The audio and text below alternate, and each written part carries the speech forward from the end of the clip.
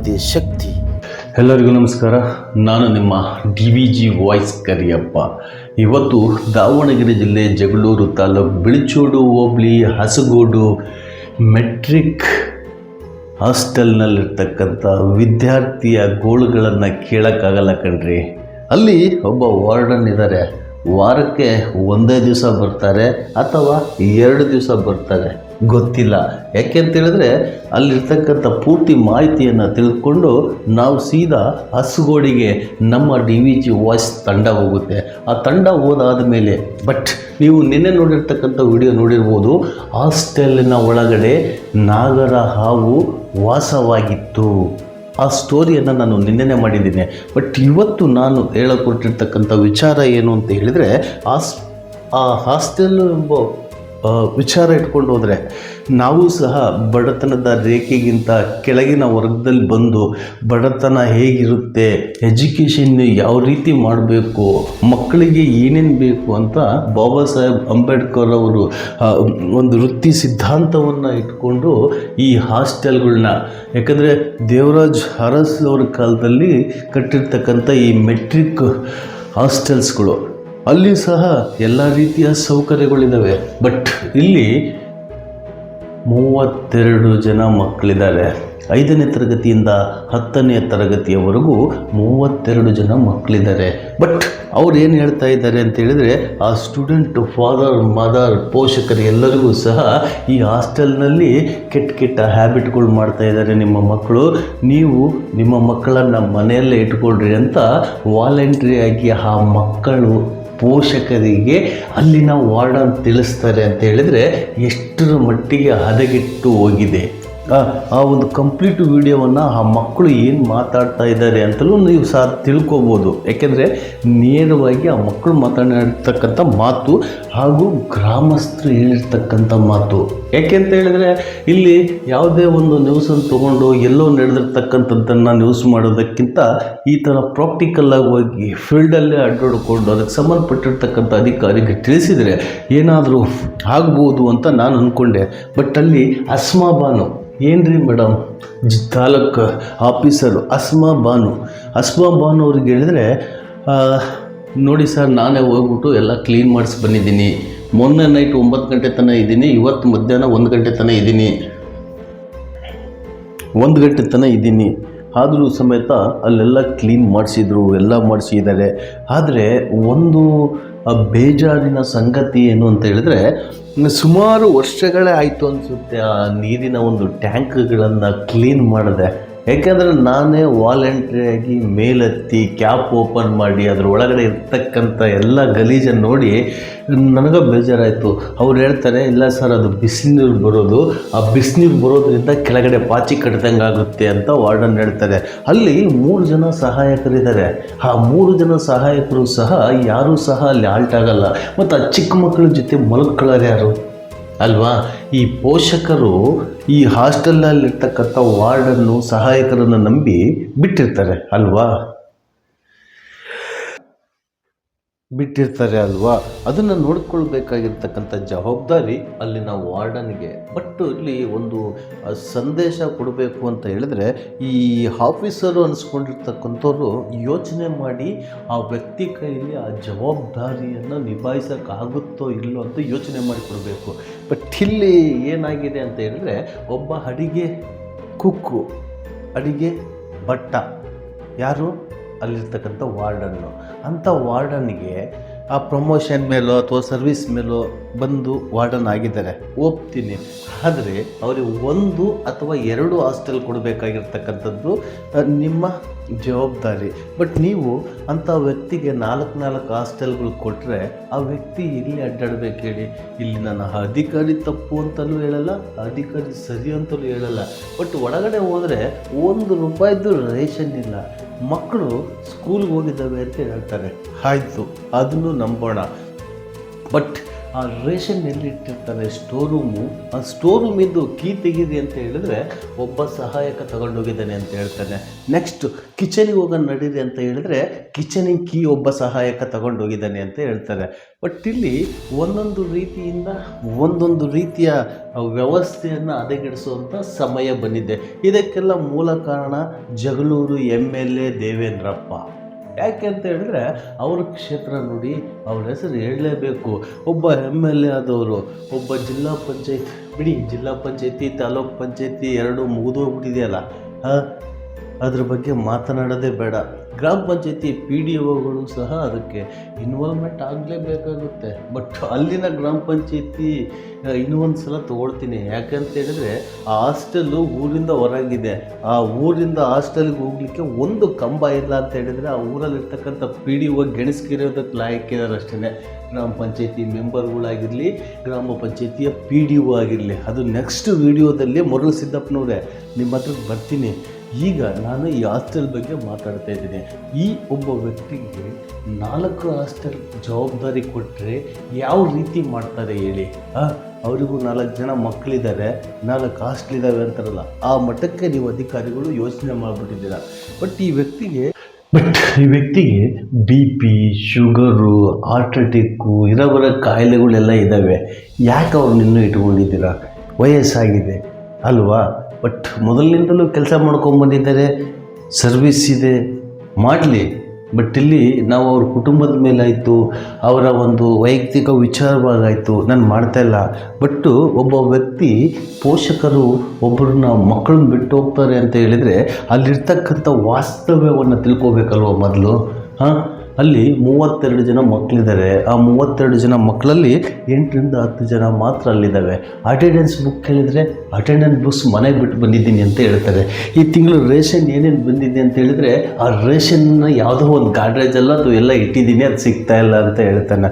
But ಇಲ್ಲಿ ವಯಸ್ಸಾಗಿದೆ ಅಂತ ಅರು ಅಂತ ತಿಳ್ಕೊಳ್ಳೋ, ಅಥವಾ ಮಕ್ಕಳನ್ನು ಓದಿಸೋದೇ ಬೇಡ ಅಂತ ಮನಸ್ಥಿತಿ ಇಟ್ಕೊಂಡಿರ್ತಕ್ಕಂಥ ಮನುಷ್ಯ ಅಂತ ತಿಳ್ಕೊಳ್ಳೋ. ಮೊಟ್ಟೆ ಕೊಡೋದಿಲ್ಲ, ಬಾಳೆಹಣ್ಣು ಕೊಡೋದಿಲ್ಲ, ಊಟ ಸರಿ ಇಲ್ಲ, ಅನ್ನ ಸರಿ ಇಲ್ಲ, ರೊಟ್ಟಿ ಸಿಗೋದಿಲ್ಲ, ಚಪಾತಿ ಸಿಗೋದಿಲ್ಲ.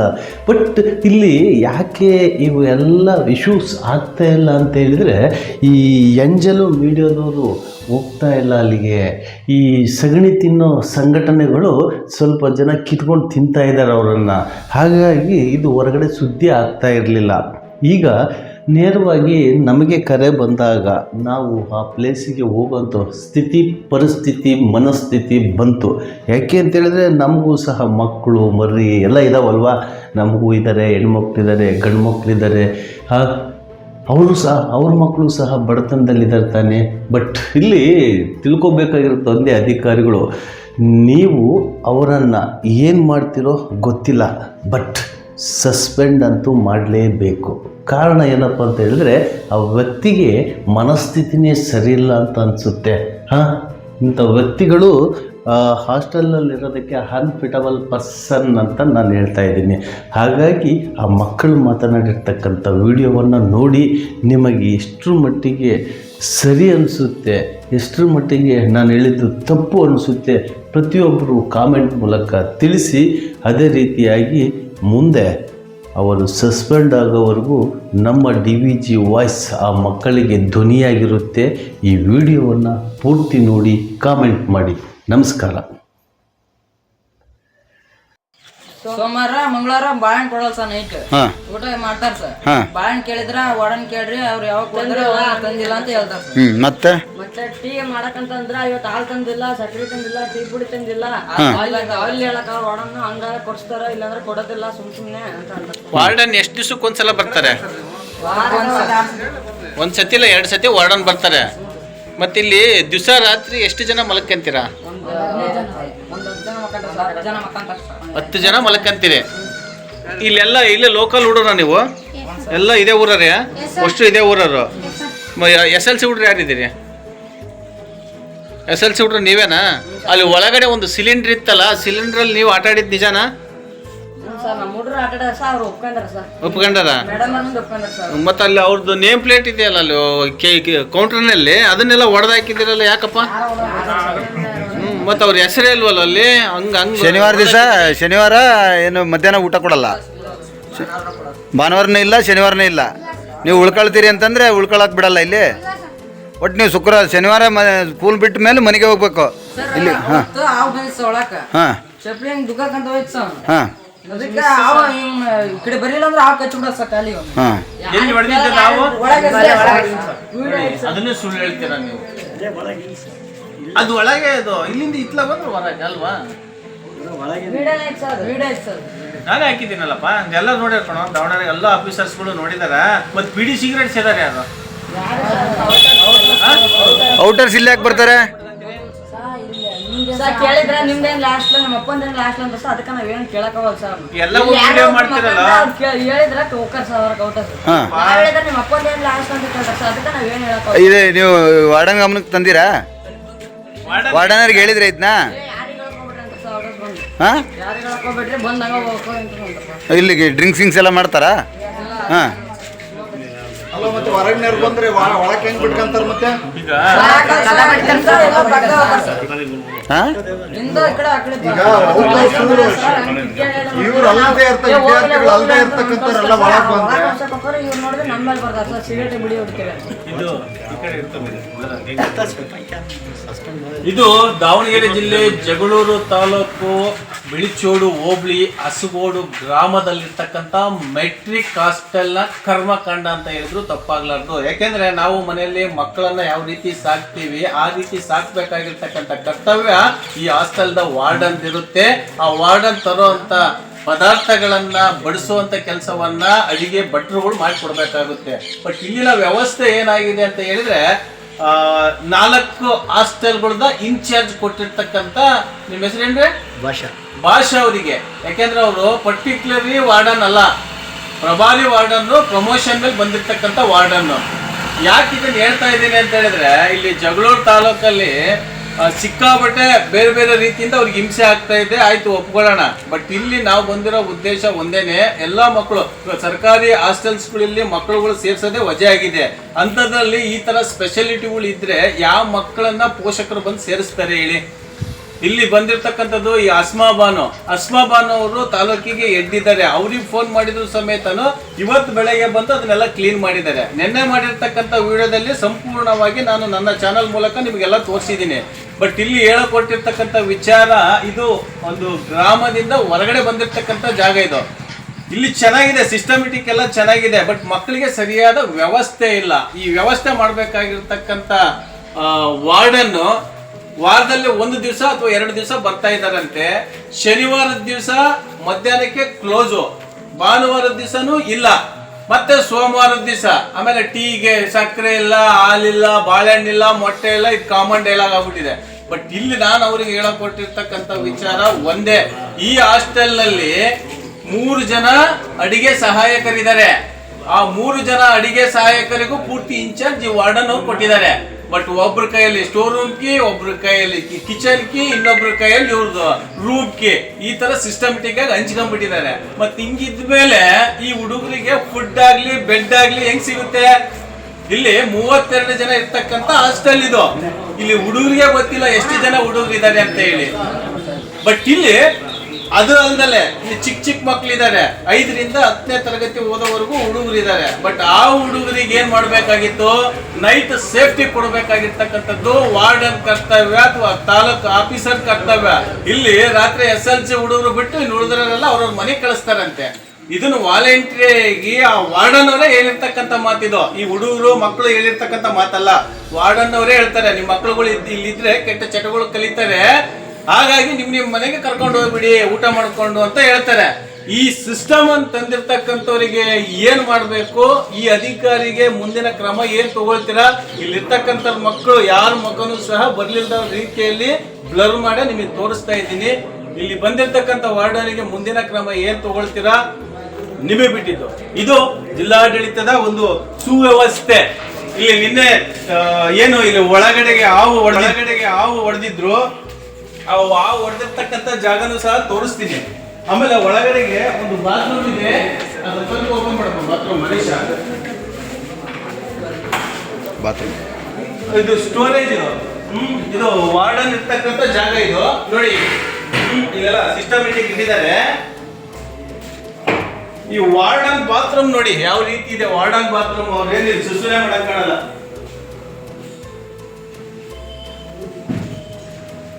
ಇದನ್ನೆಲ್ಲ ಯಾಕೆ ಹೇಳ್ತಾ ಇದ್ದೀನಿ ಅಂತ ಹೇಳಿದ್ರೆ, ವಾರ್ಡನ್ ರೂಮ್ ಆ ರೀತಿ ಇದ್ದಾಗ ಇನ್ನು ವಿದ್ಯಾರ್ಥಿಗಳ ಕೊಠಡಿಯಲ್ಲಿ ಇರ್ತಕ್ಕಂಥ ಬಾತ್ರೂಮ್ಗಳದ್ದು ಯಾವ ರೀತಿ ಇದೆ ಅಂತ ನಾನು ತೋರಿಸ್ತೀನಿ ನೋಡಿ. ವಾಸನೆ ಹೊಡಿತಾ ಇದೆ, ಗಬ್ಬು ವಾಸನೆ ಹೊಡಿತಾ ಇದೆ ನೋಡಿ ಇಲ್ಲಿ. ಈ ಕಡೆ ಅದು ಮೇಲ್ಗಡೆ ಒಂದು ಚೀಟು, ಕೆಳಗಡೆ ಒಂದು ಚೀಟು. ಇದು ಬಾತ್ರೂಮ್ ತರ, ಅಂದ್ರೆ ಬಾತ್ರೂಮ್ ಅಲ್ಲ ನೋಡಿ. ಬಾತ್ರೂಮ್ ಇದೆ, ಬಾತ್ರೂಮ್ ಅಲ್ಲಿ ನೆಲ್ಲಿಗಳಿಲ್ಲ. ಈ ಹುಡುಗರು ಇಲ್ಲಿ ಯಾವ ರೀತಿ ಇರಬೇಕು.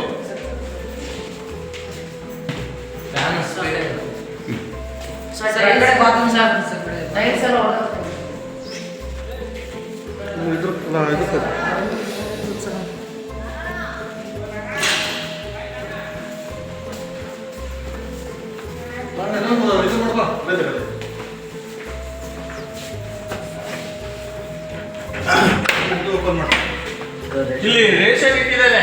ಇಲ್ಲಿ 2.5 ಚೀಲ ಗೋಧಿ ಇದಾವೆ. ಆ ಗೋಧಿ ಬಿಟ್ರೆ ಮತ್ತೆ ಏನಿಲ್ಲ. ಕೇಳಿದ್ರೆ ಇಲ್ಲಿ ಹಸು ಮಾಡಕ್ ಬಿಟ್ಟಿದೀವಿ ಅಂತಂದು ಹೇಳ್ತಾ ಇದ್ದಾರೆ. ಬಾತ್ರೂಮ್ ನೋಡಿ ಎಲ್ಲ ಜಂಗ್ ಆಗ್ಬಿಟ್ಟಿದೆ. ಅಲ್ಲಿ ಸಹ ಯಾವುದೇ ರೀತಿ ಇಲಿಗಳು ಹಾಕ್ಲಿಕ್ಕೆ ವ್ಯವಸ್ಥೆ ಮಾಡಿರೋ ರೀತಿಯಲ್ಲಿ ಈ ವಾರ್ಡನ್ ಇದ್ದಾರೆ. ಇಲ್ಲಿನ ಹುಡುಗರಿಗೆ ಯಾವ ಪರಿಸ್ಥಿತಿ ಆಗಬಹುದು. ಲೈಟಿಂಗ್ ಸ್ವಲ್ಪ ಲೈಟ್ ತೋರಿಸಿದೆ ಅವರಿಗೆ. ದಾವಣಗೆರೆಯಿಂದ ತರಿಸಿದ್ದಾರೆ. ಈಗ ಅದು ಸೇಲ್ ಮಾಡೋರಿದ್ರು, ಹೆಸರು ಬಂತು, ಹೊರಗಡೆ ಸೇಲ್ ಆಗಕ್ಕೆ ಹೋಗೋದಿತ್ತು. ಮತ್ತು ಇಲ್ಲಿ ಇಳಿಸ್ಬಿಟ್ರೆ ಮರ್ಯಾದೆ ಹೋಗ್ತೈತಿ ಅನ್ನೋದು ಬೇರೆ ಕಡೆ ಹೋಗಿತ್ತು.